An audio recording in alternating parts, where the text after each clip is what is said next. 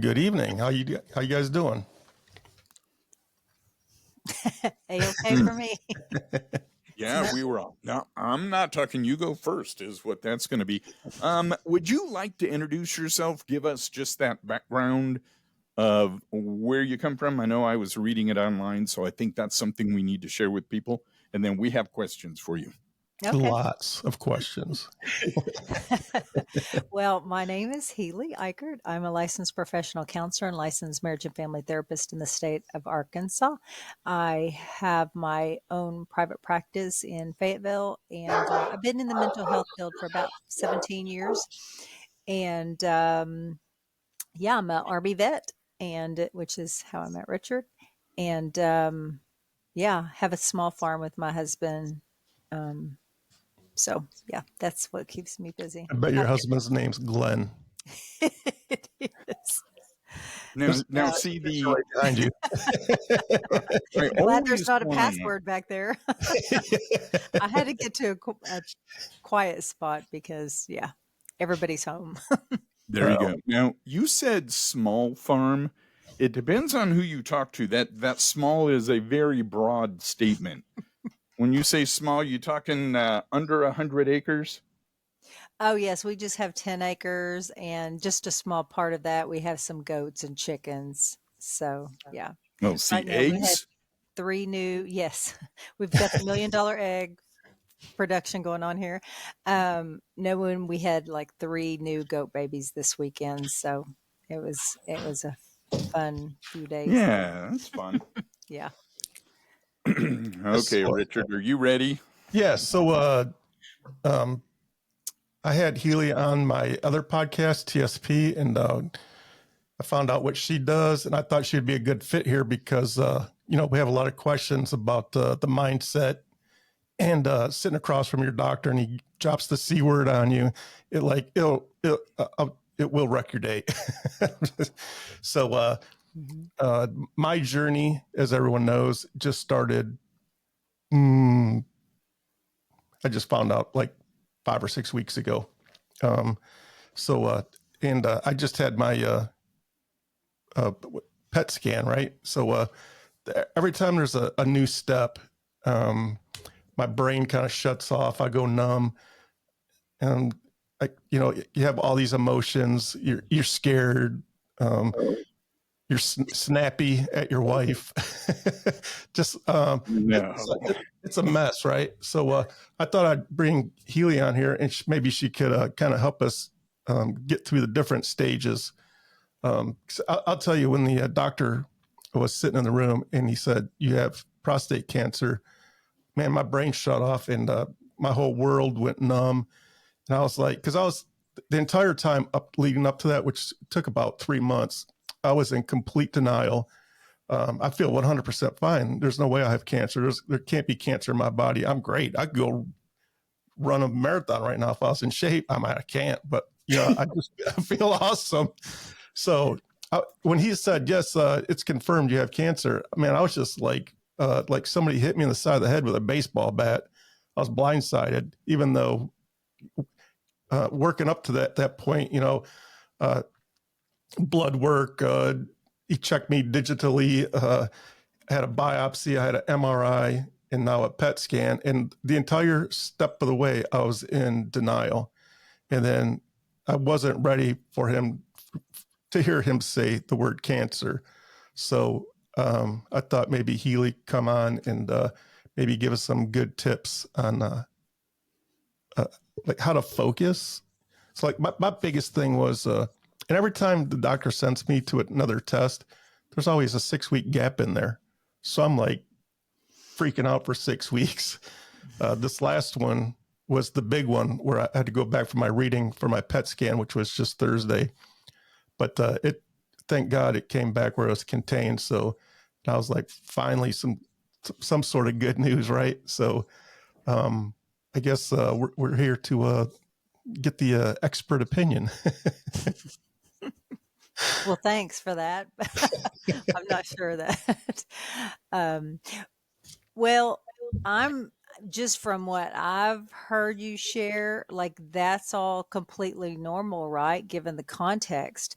I mean, it doesn't feel normal, but there's anything that's big. I mean, and that's honestly what a lot of people fear in this day and age, right? Like we Google stuff and we're like, oh my gosh, I've got that.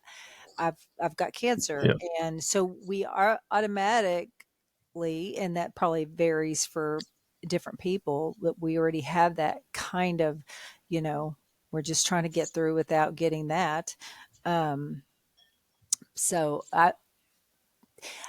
that's always one thing that's really hard for people is like, but this doesn't feel normal. Like my emotions are all over the place. I'm in denial. I'm numb. I'm angry. I'm sad. I'm positive. And it's hard to kind of wrap your head around all these emotions about one thing, but all that is very normal. And you do kind of have to let yourself just go through the process without getting to an extreme of one thing. So you, even though you may have been in denial or been numb, like you can't stay there, right? That wouldn't be healthy. You Right. can't stay angry. It's okay to feel it. It's okay to question things, but you can't stay there. And that's kind of the thing that doesn't go like, okay, you'll have this emotion, you'll have this emotion, you'll have this emotion. Like you'll bounce around like 50 times in one day. Like it's very, just all that, although it feels abnormal, it is all very normal. So if you do receive that diagnosis, well, that's kind of what you're going to feel. You definitely go through the entire gamut of emotions. You get Mhm. to, and it's kind of like, we're going to grieve, right? Is it a grieving process Mhm. when you find out you have that? Because you get angry, you go through the steps, Yeah. but it is so hard to get out of that anxious anxiety is going to eat me alive because you don't know, but you have to go to work. You have to be there for Yeah. your family. But at some point you have to be there for you in that mental game. And it's like, and I said something to Richard a episode or back, but find something that you want to do. Go fishing, go play guitar, do something Mhm. for you, because this takes a lot out of you, and the Right. mental side of it is crazy. So even though I've been through the surgery and now I'm dealing with some of the aftermath of the surgery, I'm still doing those PSA tests, and you go, uh-oh. Every time you do it, that anxiety waiting for it, you probably hit the button 20 times to check for the new test result. But then when it goes ping and it says new test result, you don't want to hit it. Right. So this has been a really eye-opening experience for me, because it's been in the family, not prostate cancer, but breast cancer, and a lot of relatives with Mhm. stuff. And I saw them go through it, and I saw how crazy it was, with my uncle, like at the end, and I go, I can't do that. And see, that's where I think it is. That whole thing is what do I do for my family? What do I do now to take care of other people when hey, it's time for people to help take care of you? How do you get out of that mindset of, this isn't right? I shouldn't be asking for help. I shouldn't be, feeling like this. This is my problem. It's not theirs. But in fact, it is theirs, because they have to deal with us. So how do you deal with that guilt, I guess, that goes along with this? Because we're costing a lot of emotional pain for everyone around us, including a lot of money. And so how do you get out of the guilt zone from this? It's really a matter of changing your thinking about that. And sometimes it helps to put yourself into the other person's shoes of like, if you had a friend, would you say, you should be not accepting help, or you should be there for your family, you should be taking care of them, when in fact they are the ones that are ill? Like we wouldn't say that to a friend, right? What might you guys say to a friend that was going through something and they're struggling with these feelings? Definitely. But I'm always the one that's helping people. So it's super strange when you're on the other side. It is. And that's an Yeah. easy question, right? Because that's me as well. What do you need? What can I help you with? Let's Mhm. talk. You need somebody to talk to, because you start sliding and you don't have that support group. I don't know what to do. I see people online that go, I give up, and I go, no, and everyone starts going, no, you've got this, hang in there, hang in there. I go, that's easy to type, it's Yeah. easy to say, but it's a scary thing when you get the cancer diagnosis, and now trying to help other people understand this isn't the end. It's the beginning of your journey. Mm-hmm. There's going to be good days and there's going to be really, really dark days. You're going to go through a lot of really weird tests. Your mind's going to play tricks on you. All of this, the aftermath that goes along with this. I think the emotional roller coaster is worse than the physical stuff, because, like Richard, I didn't have any symptoms, but find out that you go, ooh, it's outside the margins. And so now I have Mhm. something that I have to worry about. And you go, wow, it was a high enough grade that it's a little scary, but with prostate cancer, it can go anywhere. So in the back of my mind, I'm still going, it's going to come back. I'm going to have to deal with this, but you have to get back to doing what you do. Your family needs you, and your job and all of the things, those responsibilities are still there. But the guilt thing, looking at someone else, and the community was awesome for us. They came by and said, here's food, here's food. I had a lot of weird stuff on the backside of my surgery that kept me in the hospital for a couple of weeks. And so the community stepped up, and then I felt bad because they stepped up. Somebody knocks on the door and they hand you food, and you go, well, thank you. And they go, we have a food train going for you, And so every night for 2 weeks, people were bringing food by, and I go, hey, this is cool. But at the same time, everything you have to go through, not worth it. Right. Well, there's a difference in true guilt and false guilt. And false guilt is normally when we feel bad about something that is not ethically or morally wrong. So that's normally what we're feeling like, oh man, they shouldn't be putting themselves out to help me. But in actuality, that is something that helps them too.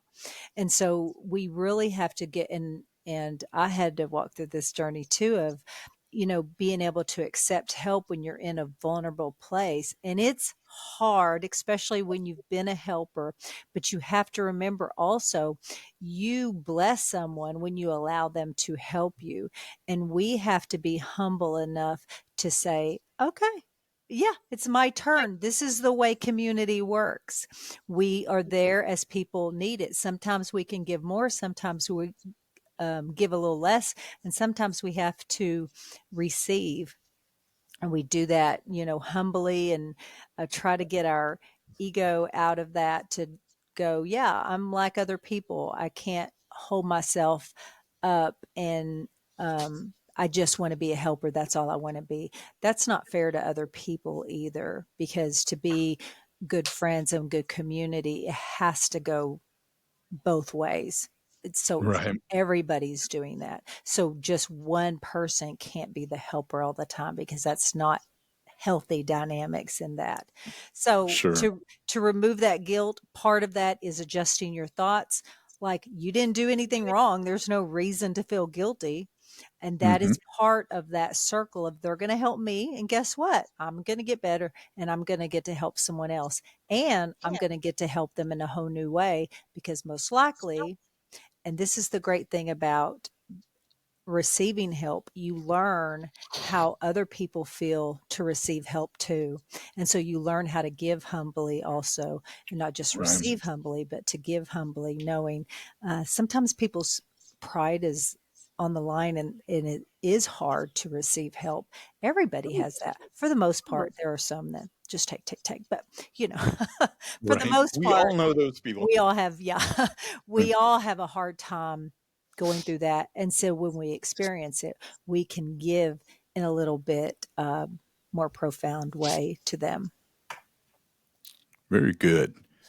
So there's nothing we can do for this waiting game.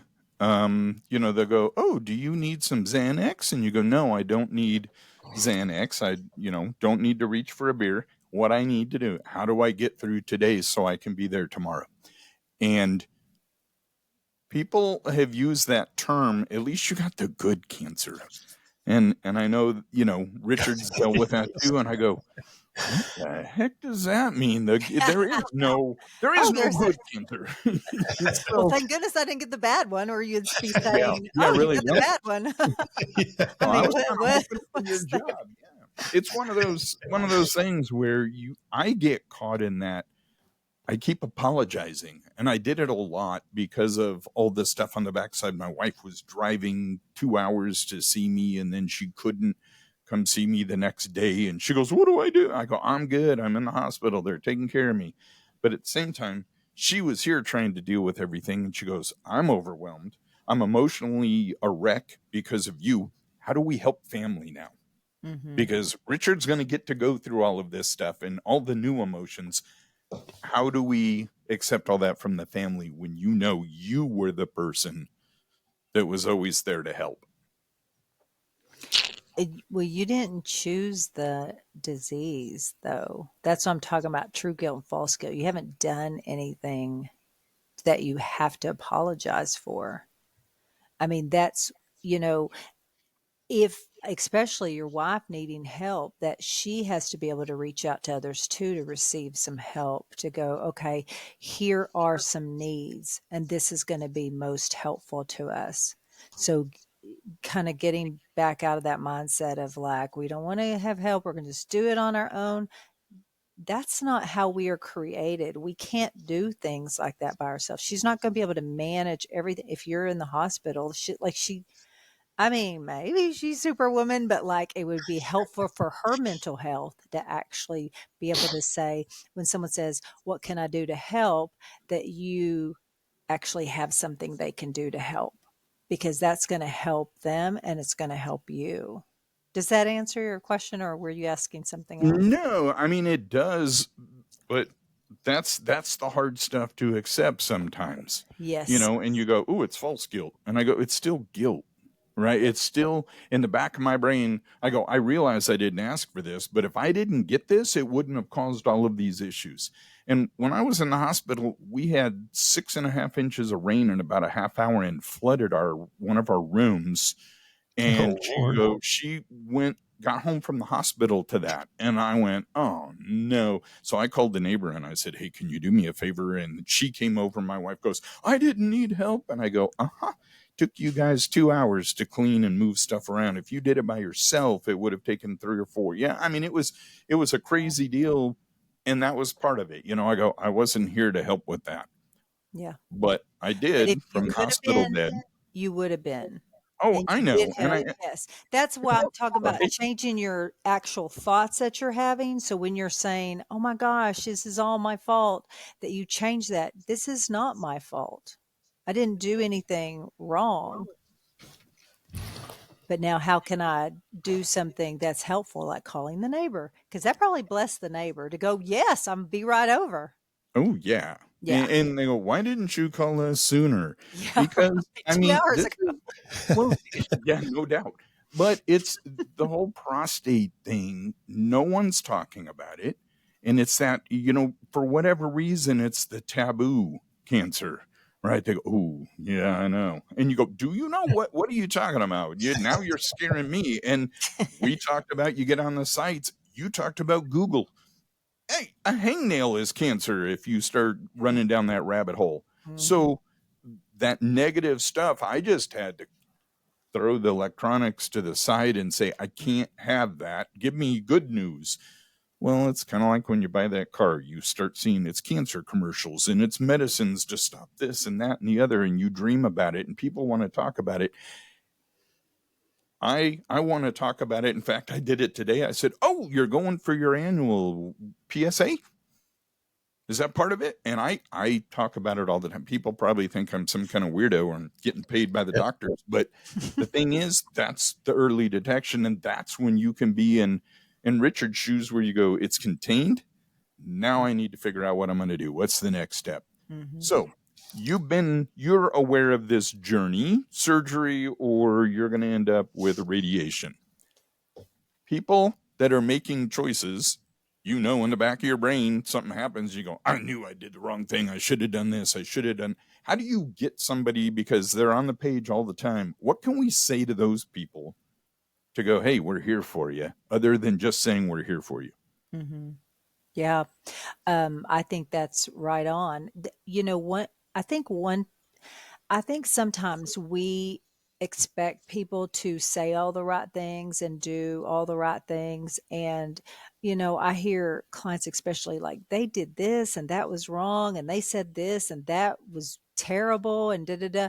It's like, I think our expectations of other people are kind of high. Like they don't understand. Oftentimes when if you don't know what to say, sometimes you say stuff like you got the good cancer. Like we have to give people a little bit of grace. They have no idea that normally they don't have any idea, or even if they do have an idea, they don't know what to say. So just something comes out, and we have to give people a little bit of grace to, um, especially when we're on that end of people like saying terrible things. They do that during, grief process when a loved one's passed, or it's a sudden thing, or it's a complicated thing.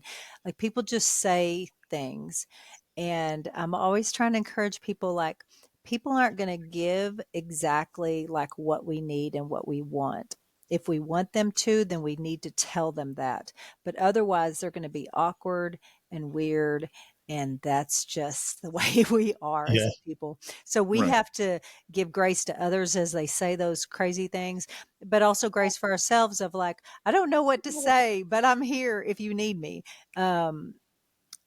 Because that's sometimes all we got. Sometimes we can just be present. That's sometimes helpful too. If a friend comes to sit with you in the hospital room and they say nothing, that's considered the ministry of presence. Yeah, I've had a couple of people tell me, well, yeah, I know you're going through this, but I have a sore like shoulder. I'm like, okay. You can't through here. That's what I'm talking about, Richard. People like don't know. They're just like, it I don't know. It literally happened to me last night, man. One of my shipmates was like, well, I tore a rotator cuff, or it's not really torn, but it hurts. I was just like, okay, cool. You're like, I'm sorry to hear that. Yeah. How's your prostate doing? You say okay. Yeah. I guess it's the same thing when somebody passes and you go, "Ooh, I'm so sorry. If there's anything I can do." Mm-hmm. And that's that canned response, right? Yeah. But I think people really, really, truly mean that, because I do. But then when you go, hey, you know what? It's usually not just that. I go, man, do you need to talk? Let's get into this thing. Let's figure out how I can help you, because you saying you don't need help, I'm not going to buy that. There's something I can do. Can I mow the grass? Can I do, there's something that they need. Yeah. Sometimes they don't know they need it until you ask. But I don't know. This whole thing is weird. And being ahead of Richard in this thing, I had a friend that was ahead of me about 6 months. And so to have someone that's been there, done that, even though you may not be doing the same procedure, you're down a different path, you're in the same shoes, right? And at least you are on that same path, I guess, with him. You're just not in the shoes. I said that completely ass backwards. But anyhow, they're with you, right? And so we have to understand that we're not doing this alone, and people have trouble helping, right? Because we don't know what to ask. If we go, Richard, what do you need right now? I don't even know. I'm so lost right now. Well, see, let me tell you what I reached out to Richard when I heard about what happened. And I said, let me know if there's anything you need, because that is my response, because I don't even know what to offer. Like, we're virtual, da, da, da. And then when he reached out to me about this, I'm like, oh, thank you, because that means I can do something to help, even though, technically I didn't have any ideas. I don't say the right things either, even though I'm trained. Like, that may or may not have been helpful, but I care. And I hope that he knew that from the email. But that's sometimes that's why I say, like, I don't know what am I going to offer to mow your lawn? I can't do that. I'm virtual. All I can say is I'm here if you need something. I'm here. Call me. Yeah. And I think that's the main thing. Thank you for asking me to do something. My pleasure. Well, we're probably going to ask you to come back Because what happens is we get more questions. We go, how do you, because that's a lot of the questions people have. And how do you deal with this? And I don't have an answer. Well, how'd you deal with it? I can tell you that, Yeah. kind of. But I think along the way, did I say things that didn't help the situation? Sure. When I was in that funk, did I say things that people took the wrong way? But it was because of the way I presented it. Your tone, it's not what you say. And I go, I get it, but I have a lot on my mind. And then you feel guilty for saying I have a lot on my mind, right? That's an excuse. No, it isn't.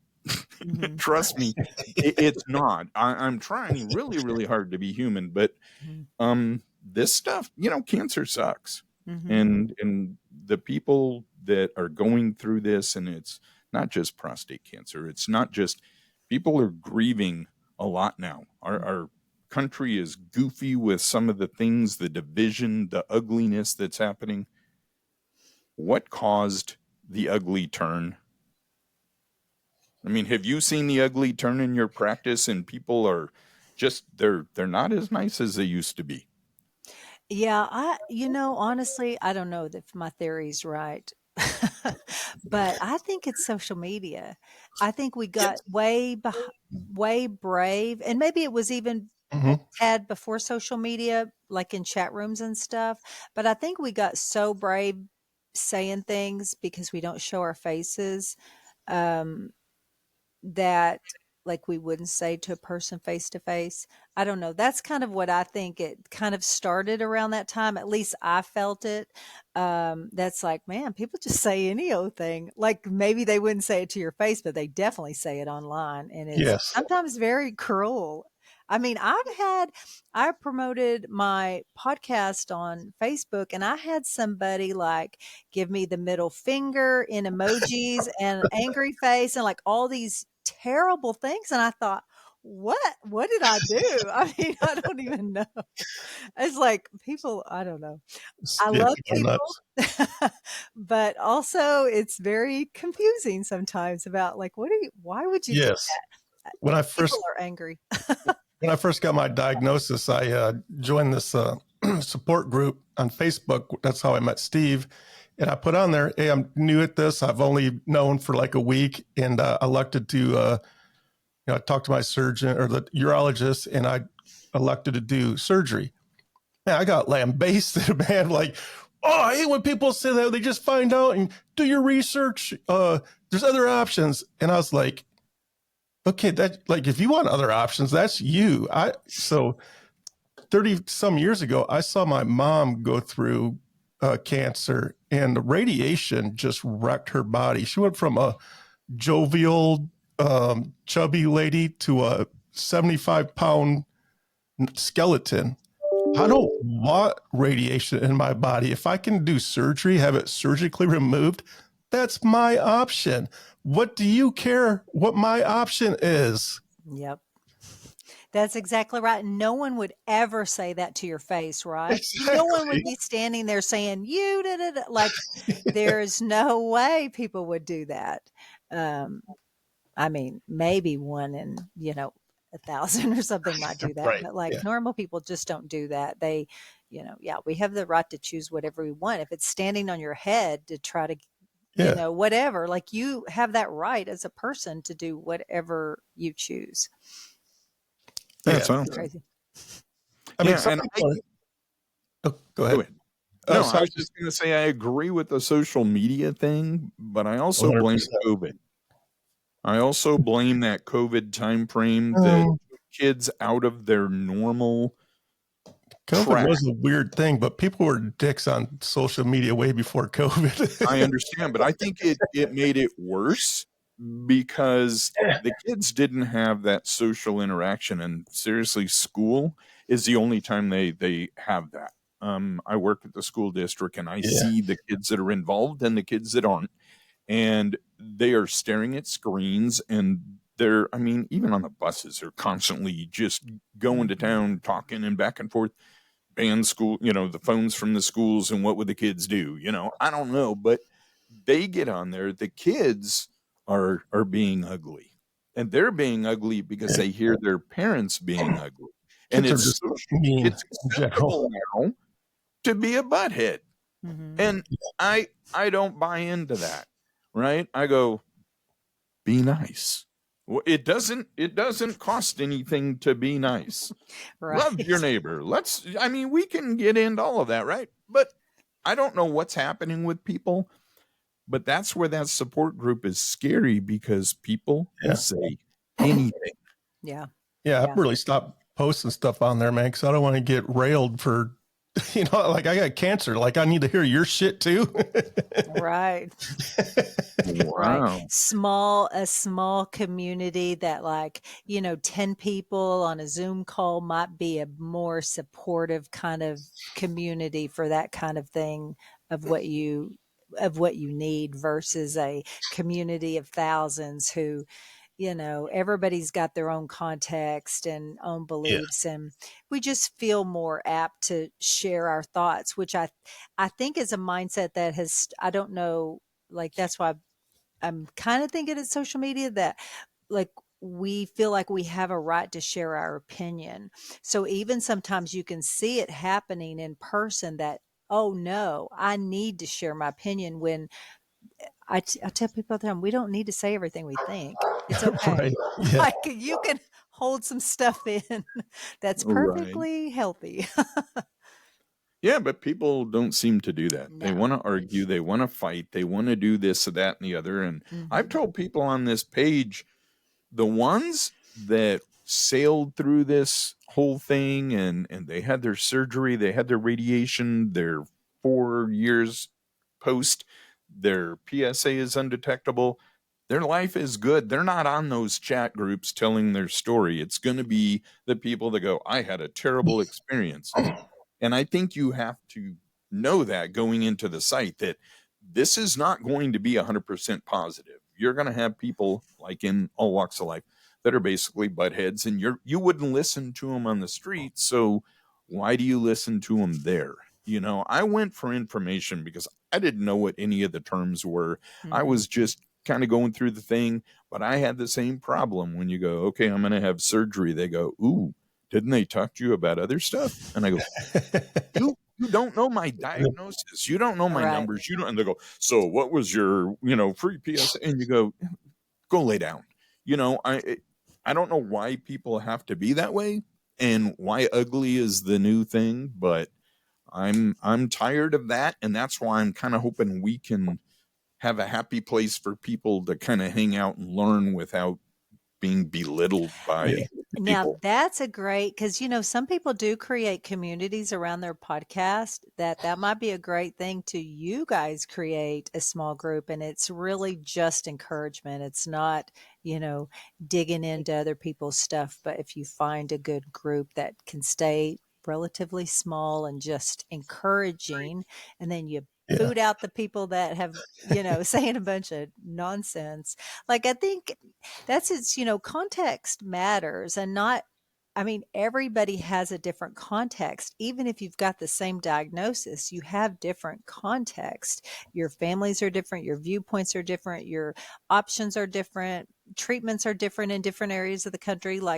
It's just we don't take into consideration other people's context. We are only looking through our own, and you can't do the world like that. That's not the way it works. Correct. Oh, wow, mic drop. That was it. That's what it was. Is that not what it is? There you go. We're all done. And until next time. No, I don't know. This is, it's cool.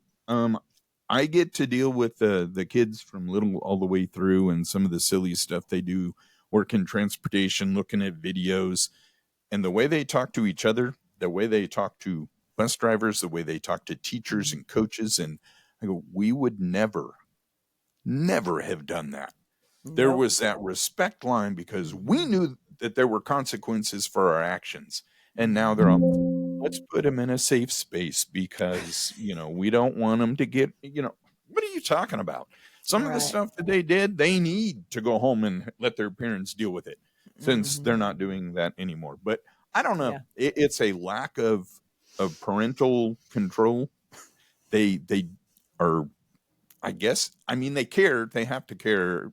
I can't imagine a parent not caring, but their priorities are not 100% their children. They don't put them first. They have other things that they think they need to do, and the kids suffer. But I think from that, they're not getting that education on how to be a nice person. You know, I go, hey, come with me on Sunday. I want to introduce you to somebody, right? Mhm. There's all those opportunities for them to do that, and society is not doing that right now. We're Yeah. dividing and we're being ugly, and I go, how do we the three of us can't do it, but how do we get our Yes, we mindset can. to where we go, Yes. okay, you guys solve the problem, I'll take off. Okay.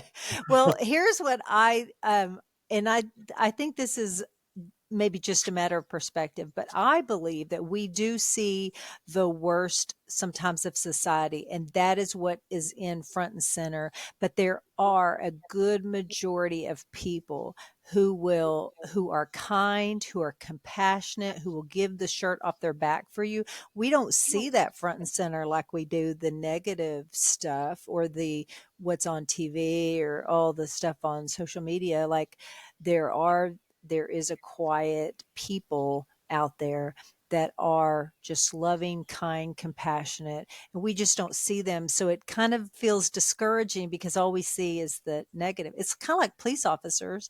They see like this 10% of the population that's like, The doing bad awful guys, things, and they right? and they can easily get the perspective like that's the way the world is. And even in my counseling office, I can think like, oh my gosh, all marriages are terrible, because I see that part of the population that all the marriages are struggling. But we have to remember there's another percentage out there that we don't see that are good, that are doing the right thing, that's caring and compassionate and kind, and who are raising their kids in positive and good ways. I do know that they're out there, and I know some myself. So I know that we do have a generation of kids that are not like what we see on social media. Thank the Lord, or our society would just go in the We crapper. would be in trouble. No, Yes. and We would be in I trouble. know they're out there, but the negative, it seems to bother positive people more than anything. You know, you do Yeah. that whole empath thing, and when you're around all that negative stuff, I go, I just need to cleanse. Get me out of here. Let me go Yep. walk on the beach. Let me go do something Yep.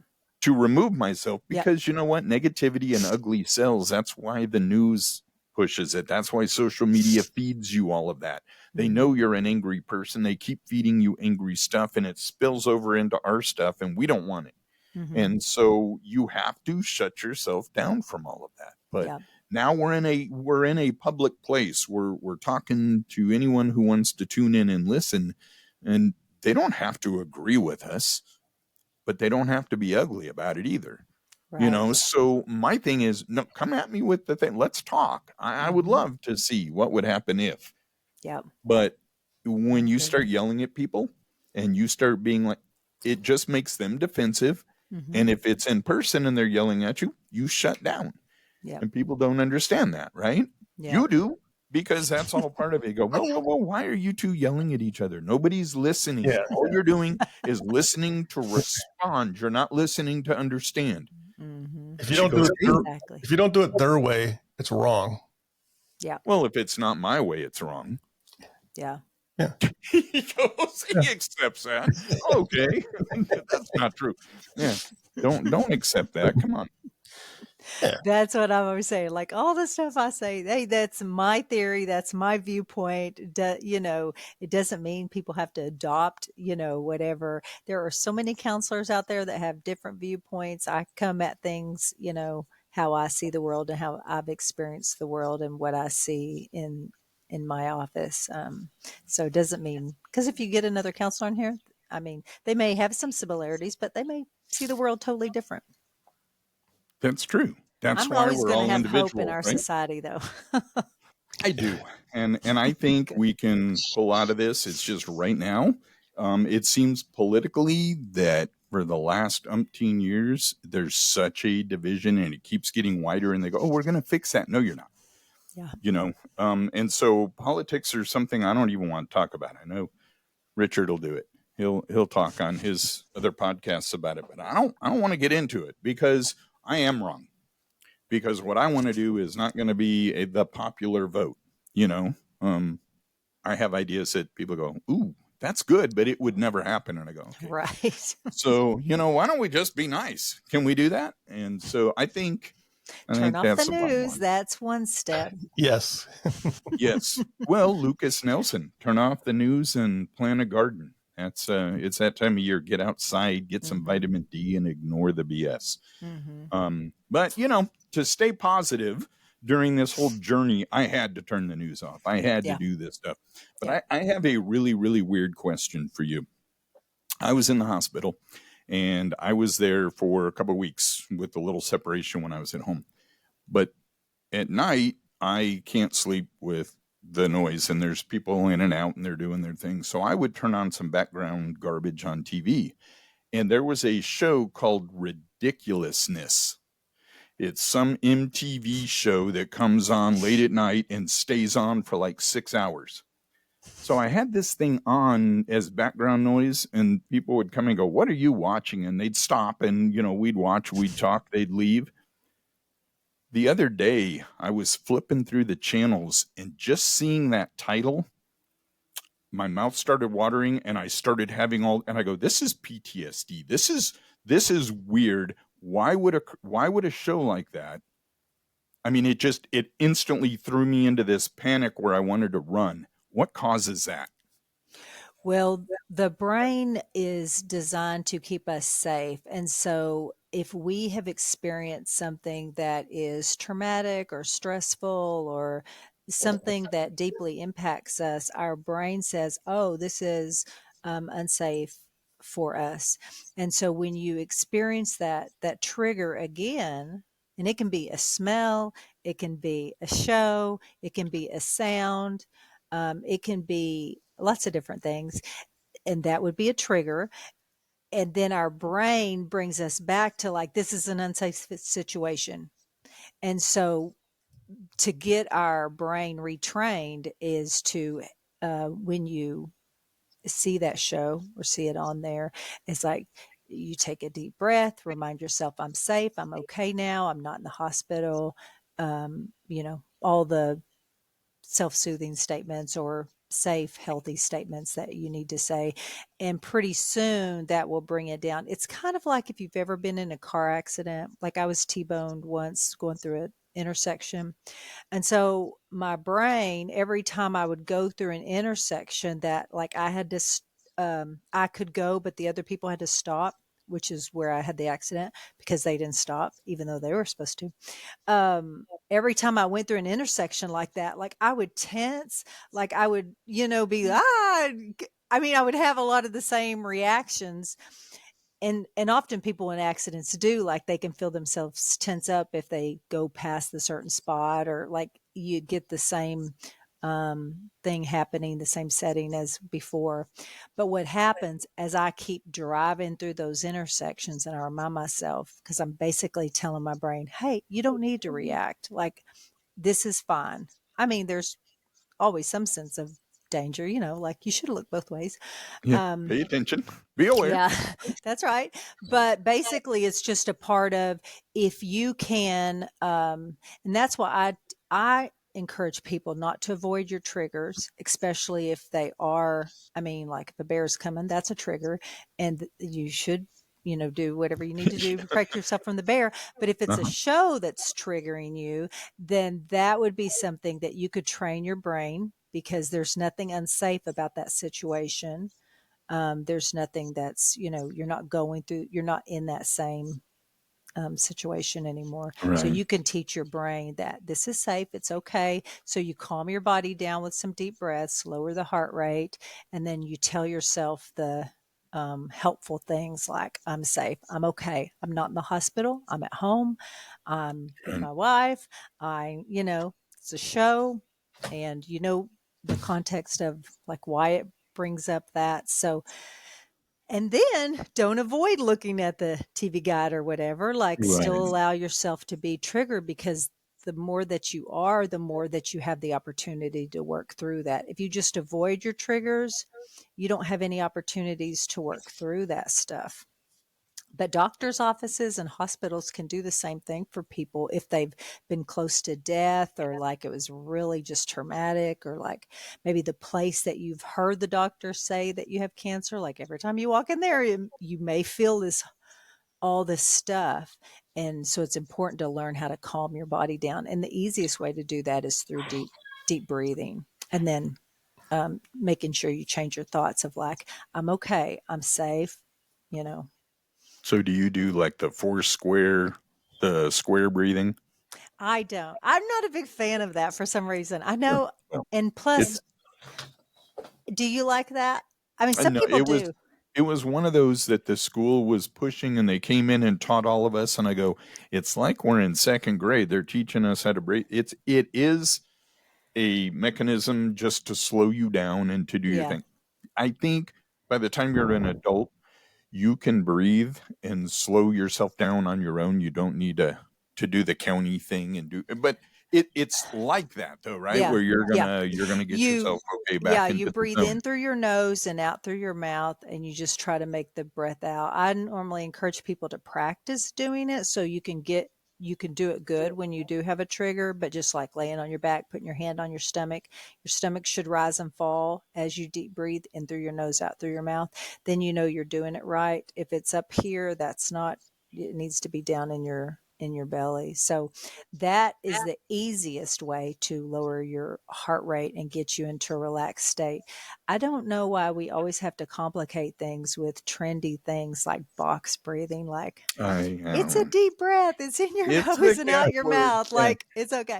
But I I'm against all trends anyway. I'm not a trendy person. I'm just like tried and true. I stick with it. Like, There you go. if everybody else is doing If it, I'm it's like, nah. working, don't try to fix it. There you go. Right. I have a But if it similar, works for people, I say you do what works for you as long yeah, as it's healthy.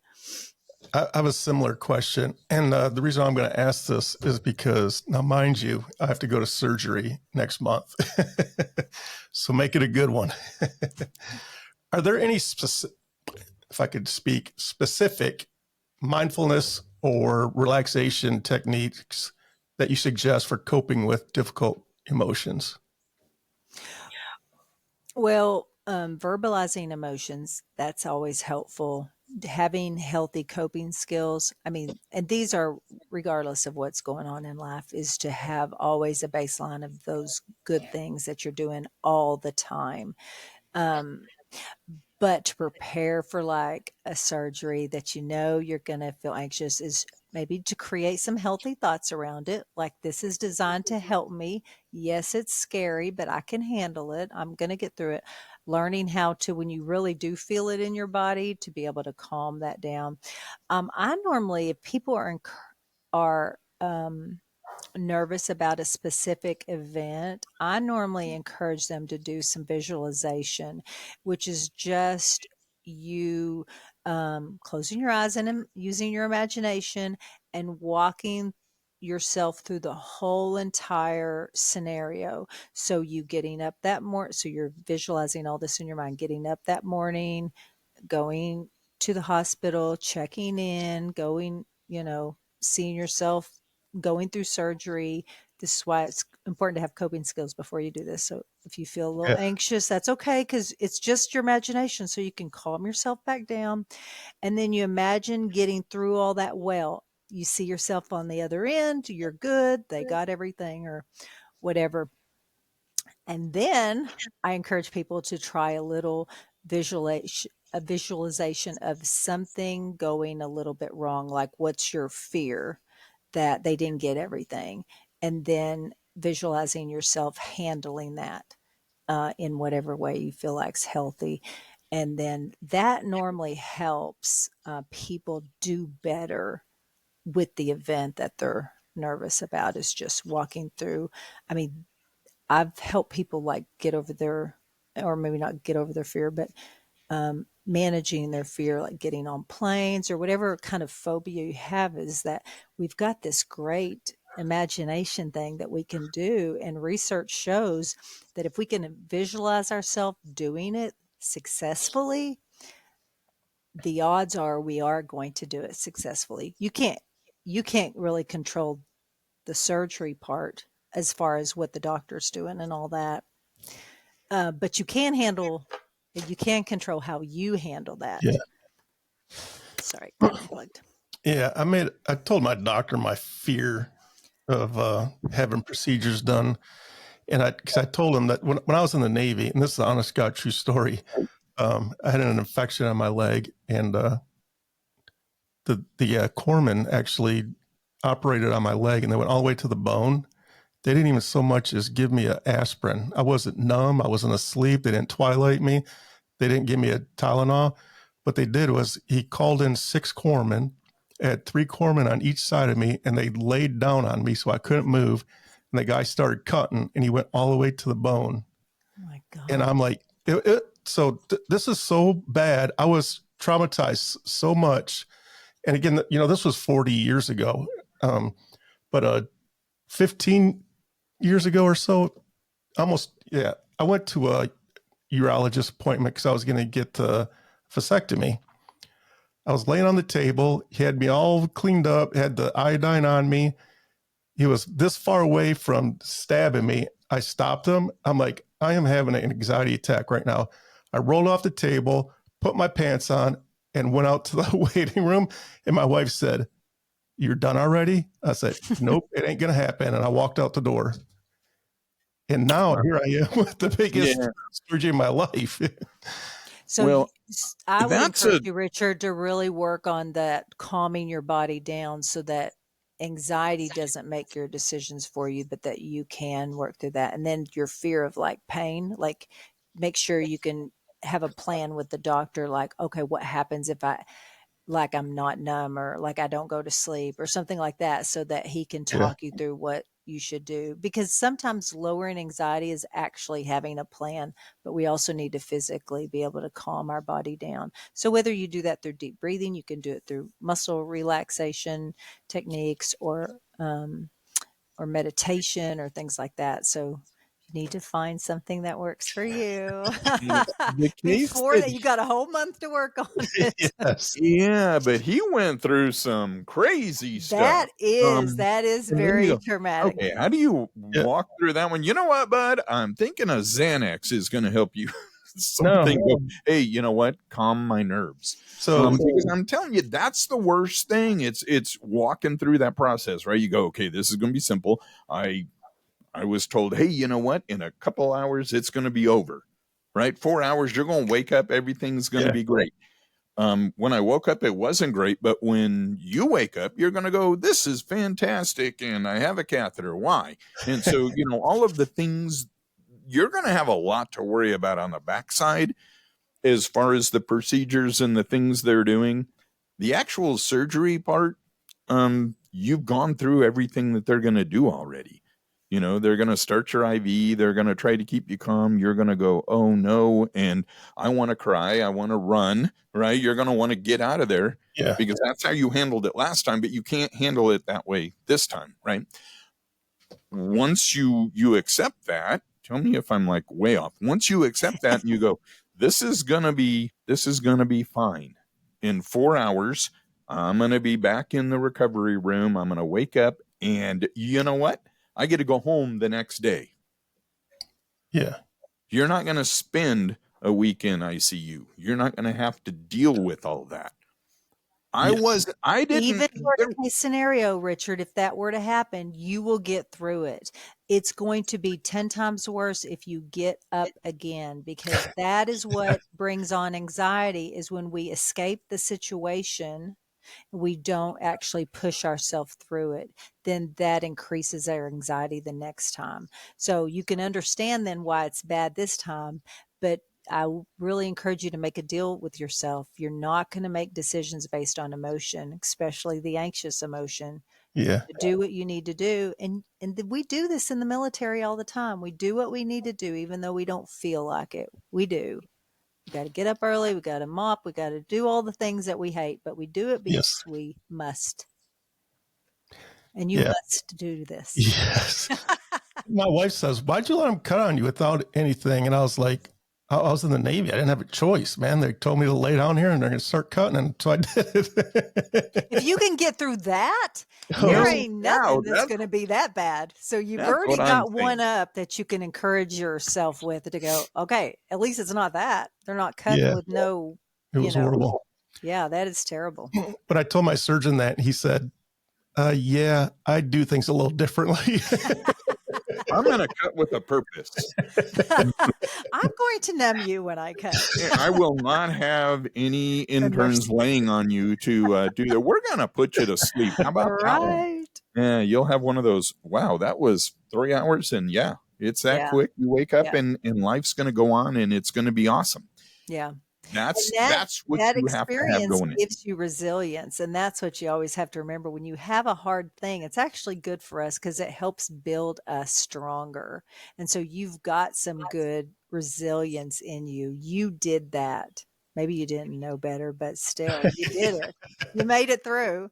I don't think they knew better. The guy with the No. scalpel was not making good choices. No. The crazy thing is there wasn't even a doctor in the room. It was just a bunch of enlisted people. Oh my gosh. It gets worse. Wow. Yeah. Heavens to Betsy. Good Yeah. for you for still going to the doctor. Oh Goodness yeah, gracious. trust me, I was traumatized, man. I Yeah. want to talk about this sometime. That's a good story. Mhm. Yeah, I mean, Only in the military yeah, for real. or third world countries. I don't know. Oh Same Lord. thing. But all right, so we've been yapping for about an hour, so I think we should cut this one short. But I would definitely love to have Healey back again because I feel like I could talk for another 2 or 3 hours. I think it would God, be I a would love great to come idea. back. Yeah. Okay, awesome. You didn't get scared away with the horror stories. All right, I like it. No. Yeah, but I think as he goes through this and he gets, closer and we need to follow along with his story as far as the mental side of it, because I did a lot of research, but it was still really, really hard. It's a difficult thing. And you've gotten through those difficult things. You gotten through the steps. The next one is the big step. But all of that was leading up to this. And once you get it done, it's all rainbows and Yeah. no, it is. Well, we want to be realistic. Yeah, be Will it realistic. be all rainbows? I don't know. I don't want to tell But him about regardless the of what it backside is, yet. you can handle it. That's That's regardless true. of what, you will be able to maneuver through. Hopefully it is all great and good. Yeah. Yeah. Well, till next time. So yes, maybe what Steve, what day do you get back from your little trip? My little trip. That's right. Well, we can do this obviously before your thing. I will be back for the 24th to record. I'm just going to be gone for a week. Okay. So soon we'll have you back on, Healey. Well, I'll shoot you an email. Okay. I have a resource of relaxation techniques if you'd like me to send it to you. Yeah, definitely. Yes. 100%. Okay. Yeah. Yeah, because we can talk about it when you come back on. So Okay. And Sounds I good. think it's a good thing to talk about with other people that are going through this too, because you know what? There was a bunch of people that had surgery today that didn't have this information. Oh wow. So Yeah. let's do that. I mean, this Yeah. is affecting a lot of people. And if we can help one person through this get one more PSA test done, it's going to be worth it. Mm-hmm. So Definitely. thank you so much for coming on, and we are going to bug you again. It was awesome having you on here. Yeah, it was fun. Definitely. Thanks Good. for coming on. And right. Remember, hope is stronger than fear. Keep thriving, not surviving. Amen. There you go. See you guys next week. Now